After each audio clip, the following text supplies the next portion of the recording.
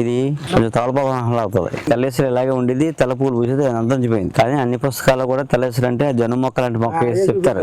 అది ఏమో తెలియదు, అంతవరకు నాకు తెలియదు. కానీ ఇంకా ఉన్నదానిలో నల్లేశ్వరి ఉంది. ఇది పాము విషయానికి విరివిగా వాడతారు. పాము రాకుండా మొల్ల కట్టు తిరుగుతూ ఉంటారు టైప్స్.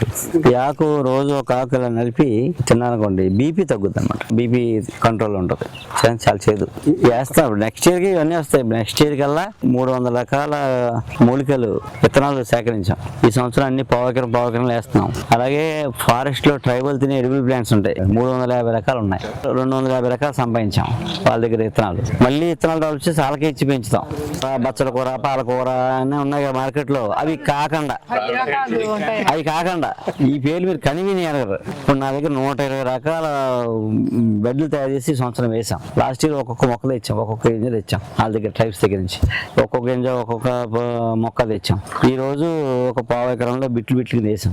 నెక్స్ట్ ఇయర్ అందరూ 5 ఎకరాలు వేస్తారు. అవన్నీ మనకి మన సహస్రాయు అవుట్లెట్స్ లో దొరుకుతాయి.